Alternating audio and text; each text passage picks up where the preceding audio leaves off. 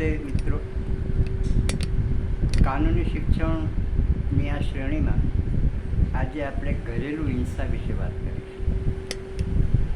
આમ તો તમે બધા જાણતા જ હશો કે ઘરેલું હિંસાથી મહિલાઓને રક્ષણ ધારો 2005 ઘડાયેલ છે અને એનો આપણા દેશમાં સારી રીતે અમલ પણ થઈ રહ્યો છે. એને લગભગ 20 વર્ષ થવા આવ્યા છે. તો આ ઘરેલું હિંસાનો જે કાયદો છે એ કઈ કઈ બાબતોમાં સ્ત્રીઓને રક્ષણ આપે છે એના વિશે આપણે થોડી વાત કરીશું. પહેલાં તો ઘરેલું હિંસા કોને કહેવાય, આ એક પ્રશ્ન છે અને કાયદાએ એની બહુ જ સારી રીતે ડેફિનેશન આપી છે વિગતવાર. એટલે ઘરેલું હિંસા શારીરિક હોઈ શકે, માનસિક હોઈ શકે, આર્થિક હોઈ શકે, શાબ્દિક હોઈ શકે, જાતીય હોઈ શકે. આવા જુદા જુદા પ્રકારોનું વર્ગીકરણ આ કાયદામાં કરવામાં આવ્યું છે. તો શારીરિક હિંસા કોને કહેવાય? તો શારીરિક હિંસા એને કહેવાય કે એવું કોઈ પણ કૃત્ય સામોપસ્કાર કરે કે જેનાથી સ્ત્રીના કોઈ પણ અંગને ઈજા પહોંચાડે, દુઃખ પહોંચાડે. શારીરિક ઈજા એ હોઈ શકે, માનસિક ઈજા પણ હોઈ શકે, એ શારીરિક ઈજા છે. એવી જ રીતે જાતીય હિંસા છે. તો સ્ત્રીની ગરિમાને, એના સ્ત્રીત્વને ઉલ્લંઘન કરે એવું કોઈ પણ પ્રકારનું કૃત્ય છે જાતીય હિંસા છે. જાતીય હિંસાનો અર્થ એવો નથી થતો કે ફોર્સ કોહેબિટેશન, એટલે કે બળજબરીપૂર્વક જાતીય વ્યવહાર કરવો, એનું નામ જ જાતીય હિંસા કહેવાય નહીં. આપણે ત્યાં જો કે મેરિટલ રેપની વ્યાખ્યા હજી સુધી સ્પષ્ટ થઈ નથી અને એના અંગેનો કાયદો પણ હજી આપણે ત્યાં પસાર થયો નથી. પણ આમાં જાતીય હિંસાનો પણ સમાવેશ કર્યો છે. આર્થિક હિંસા અથવા આર્થિક શોષણ, તો સ્ત્રી જેમાં હિત રહેલું હોય એવી કોઈ પણ કિંમતી જામીનગીરી હોય, મિલકત હોય, તો એ અથવા તો જેનો ઉપયોગ કરવાનો સ્ત્રીને અધિકાર હોય એ એને ન વાપરવા દેવી, અથવા એનું હિત છે તે બીજાને ટ્રાન્સફર કરવું, અથવા એનું સ્ત્રીધન પડાવી લેવું, આ પણ એનું આર્થિક શોષણ છે. એવી રીતે દાખલા તરીકે સ્ત્રી નોકરી કરતી હોય અને એને વાહન વાપરવા દેવામાં ન આવે તો એ પણ એક પ્રકારની હિંસા છે. આપણા ઘરમાં છોકરી દાખલા તરીકે ગ્રેજ્યુએટ થઈ અથવા તો SSC પાસ થયા પછી આગળ ભણવા માગતી હોય, પોસ્ટ ગ્રેજ્યુએશનમાં અથવા તો એક ગ્રેજ્યુએશનમાં, અને એને ભણવા ન દેવાની છૂટ ન આપવામાં આવે તો એ પણ હિંસા છે. એવી જ રીતે સ્ત્રી દાખલા તરીકે જાતે કોઈ સાધન લઈને ગૃહ ઉદ્યોગ કરતી હોય, કમાતી હોય, આર્થિક ઉપાર્જન કરતી હોય તો એના સાધનોમાં તોડફોડ કરવી એ પણ હિંસા છે. અને કાયદો તો એવું કહે છે કે દાખલા તરીકે એને સાધનને જો નુકસાન પહોંચાડ્યું હોય અથવા તો એની રોજીરોટી જૂટવવા માટે પ્રયાસ કરવામાં આવે તો એનાથી એ જે હિંસા થાય છે એનું વળતર ચૂકવવાની પણ જવાબદારી જે હિંસા આચરનાર છે એના ઉપર રહેલી છે. તો આ જુદા જુદા પ્રકારની જે હિંસા છે એ હિંસાને વ્યાખ્યાયિત આ કાયદામાં કરવામાં આવી છે અને એની સામે એને કયા કયા રક્ષણ મળે એની પણ આ કાયદામાં વિગતવાર વાત કરવામાં આવી છે. દાખલા તરીકે રાજ્ય સરકારે સુરક્ષા અધિકારીઓની આમાં નિમણૂક કરેલ છે. એ સુરક્ષા અધિકારીઓ એ કેન્દ્ર સરકારે નિયત કરેલ લાયકાત મુજબના ધોરણો અથવા લાયકાત ધરાવતા હોવા જોઈએ એવા સુરક્ષા અધિકારીને આ ઘરેલું હિંસાની ફરિયાદ કરી શકાય છે. એટલે સુરક્ષા અધિકારી તમને તાત્કાલિક રક્ષણ પૂરું પાડી શકે, પોલીસની મદદ આપી શકે, કાયદાકીય મદદ પૂરી પાડી શકે, એ મેજિસ્ટ્રેટને અહેવાલ મોકલી શકે. આ બધી સુરક્ષા અધિકારીની ફરજ છે. સ્ત્રીને દાખલા તરીકે ઘરમાં એને હેરાનગતિ હોય, ઘરમાં એની સાથે હિંસાનું આચરણ થઈ રહ્યું હોય ત્યારે એને જુદા રહેવાની પણ પરમિશન મળી શકે છે એ જ ઘરમાં, જેને અંગ્રેજીમાં શેર્ડ હાઉસ હોલ્ડ કહેવામાં આવે છે. અને એની સામે એટલે કે જે હિંસા આચરનાર છે એની સામે પ્રતિબંધાત્મક હુકમો પણ થઈ શકે છે કે દાખલા તરીકે ઘરના જ કોઈ એક ભાગમાં એને રહેવા દેવાની વ્યવસ્થા કરવામાં આવે અને એ જ્યાં રહેતી હોય ત્યાં ઘરના કોઈ પણ સભ્યને મુલાકાત લેવા પર પ્રતિબંધ મૂકવામાં આવે. અથવા સ્ત્રી જે નોકરી કરતી હોય ફોર એક્ઝામ્પલ, તો ત્યાં જવા ઉપર પ્રતિબંધ મૂકવામાં આવે. એની સાથે એના કામના સ્થળે, નોકરીના સ્થળે એના પર ટેલિફોન કરવા પર પ્રતિબંધ મૂકવામાં આવે. અથવા તો સ્ત્રીને જેનામાં હિત હોય, દાખલા તરીકે એનું બાળક છે તો બાળકને મારવાની ધમકી આપવામાં આવે. એના પિયરી આવે તો પિયરીને ઘરમાં નહીં ગરવા દેવામાં આવે, અથવા તો એની સાથે મારામારી કરવાની ધમકી આપવામાં આવે, તો એ પણ હિંસા છે. માત્ર એની સાથે મારપીટ કરવામાં આવે તો જ હિંસા થાય એવું નથી, પણ ગુનાહિત બળ અથવા ગુનાહિત ધમકી આપવામાં આવે, એટલે કે ગુનો કરવાની ધમકી આપવામાં આવે તો એ પણ હિંસા છે. ભલે વાસ્તવમાં હિંસા આચરવામાં આવેલ ન હોય તો પણ એ હિંસાની વ્યાખ્યામાં એનો સમાવેશ થાય છે. બાળકને દાખલા તરીકે ઉપાડી જવાની ધમકી આપવામાં આવે, એ પણ હિંસા છે.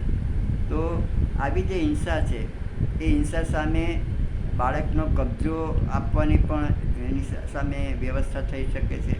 સ્ત્રીને અલગ નિવાસની પણ વ્યવસ્થા થઈ શકે છે, અને એનું જે સ્ત્રીને અલગ નિવાસ વ્યવસ્થાનો હુકમ થયો હોય તો એનું જે ભાડું છે એ ભાડું પણ હિંસા આચરનારે ભોગવવું એવો પણ હુકમ આ કાયદામાં થઈ શકે એવું છે. એવી જ રીતે મેં વાત કરી કે આપણા ઘરની છોકરી જો એ આગળ ભણવા માગતી હોય એને ભણવાનો ઇનકાર કરી દેવામાં આવે, પરવાનગી ન આપવામાં આવે તો એ પણ હિંસા છે. એવી જ રીતે એ સ્ત્રી જે મિલકતમાં હિત ધરાવતી હોય અથવા જે મિલકતનો ઉપયોગ કરવાનો એને સમાન અધિકાર હોય, એનો ઉપયોગ કરતાં અટકાવી દેવામાં આવે, એનું સ્ત્રીધન લઈ લેવામાં આવે, બીજાને ટ્રાન્સફર કરવામાં આવે તો એ પણ આ પ્રકારની હિંસાનો એમાં સમાવેશ થાય છે. તો આ પ્રકારની જે હિંસાઓ છે એ હિંસામાં ભરણ પોષણ એને બદલે આપી શકાય છે. કોઈ પણ હિંસા થાય તો 3 જગ્યાએ એનો ઉપચાર મળી શકે છે. મેજિસ્ટ્રેટ સમક્ષ ફરિયાદ સીધી કરી શકાય છે, પોલીસ સ્ટેશનમાં ફરિયાદ કરી શકાય છે, અને સુરક્ષા અધિકારીને પણ ફરિયાદ કરી શકાય. આ કોઈમાંથી 3 એક પ્રકારનું લઈ શકાય છે. અને જે નવો આપણે ત્યાં ભારતીય નાગરિક સુરક્ષા સંહિતા અમલમાં આવી 1 જુલાઈથી, એમાં જૂના કાયદા પ્રમાણે જે CRPC હતો એ CRPCની કલમ 125 હેઠળ જે ભરણ પોષણની જોગવાઈ હતી બાળકો માટે, પત્ની માટે અને મા બાપ માટે, એ જોગવાઈ નવા કાયદામાં પણ ચાલુ રાખવામાં આવી છે. તો હિંસાની જે ફરિયાદ કરવામાં આવી હોય તો પણ આની સાથે સાથે આ કાયદા હેઠળ ભરણ પોષણ મેળવવા માટે પણ સ્ત્રી અરજી કરી શકે છે. અને એટલું જ નહીં પરંતુ મેજિસ્ટ્રેટને વચગાળાના એકતરફી હુકમો કરવાની પણ સત્તા છે. સામાન્ય રીતે કોઈ પણ હુકમ છે એ જે હિંસાનો ભોગ બનેલી પીડિત સ્ત્રી છે એમાં જે હિંસા આચરનાર છે એ બંનેને સાંભળીને મેજિસ્ટ્રેટ હુકમ કરી શકે સામાન્ય રીતે. પણ એવા અર્જન્ટ સર્કમસ્ટન્સીસ હોય તો માત્ર સ્ત્રીની અરજી ઉપરથી સ્ત્રીને સાંભળીને કે સામા પસકાને સાંભળ્યા વગર પણ એકતરફી મનાઈ હુકમ આપી શકે છે, હુકમો કરી શકે છે. ભરણ પોષણનો, આર્થિક સહાયનો અથવા કબજાનો એકતરફી હુકમ પણ મેજિસ્ટ્રેટ ફરમાવી શકે છે. એવી આ કાયદામાં વિવિધ પ્રકારની જોગવાઈઓ છે. આ તો મેં તમને ઘરેલું હિંસા વિશે બહુ ટૂંકમાં સમજ આપી છે. એ કાયદો સ્ત્રી તરફી સ્ત્રીના લાભાર્થે ઘડવામાં આવેલો છે, કારણ કે દહેજની માગણીને લઈને અને જુદા જુદા પ્રકારની પરેશાની સ્ત્રીઓને કરવામાં આવતી હતી. એવો સમાજમાં બહુ જ ઉહાપો થતાં એ વખતની મનમોહનસિંહ સરકારે આ કાયદો ઘડેલ છે અને એ ઘણો જ ઉપયોગી કાયદો છે. આની સાથે સાથે હું તમને બીજી એક વાત કરવાની જરૂર સમજું છું, અને તે એ કે આપણા દેશમાં એક બહુ જ ચિંતાજનક ઘટના બની રહી છે. તે એ છે કે રોજે રોજ આપણે ત્યાં આખા દેશમાં અને ગુજરાત રાજ્યમાં પણ ખૂબ અકસ્માતો થાય છે. અકસ્માતો થવાના કારણો તો બહુ જાણીતા છે, એમ કે ઉજાગરો છે, અતિ ઝડપ છે, ખોટી બાજુએથી ઓવરટેક કરવું, રસ્તાની ખરાબી, નશાયુક્ત ડ્રાઈવરની સ્થિતિ, આ બધા જુદા જુદા કારણો છે. અને એમાં આપણે એવું કહી શકાય કે પ્રજાની પણ શિસ્તનો અભાવ છે. સાથે સાથે સરકારે અકસ્માતો રોકવા માટે જે અસરકારક પગલાં લેવા જોઈએ એ પણ લેવાતા નથી. ફક્ત ગુજરાત રાજ્યની વાત કરીએ તો રોજે રોજ 13 અકસ્માતો થાય છે, અને ઓછામાં ઓછા 12-13 માણસોનું મોત થાય છે. તો અકસ્માત વિશે પ્રજાકીય જાગૃતિ કેળવવા માટે અમે એક ગ્રુપ ડિસ્કશન, જૂથ ચર્ચાનું આયોજન કરેલું છે.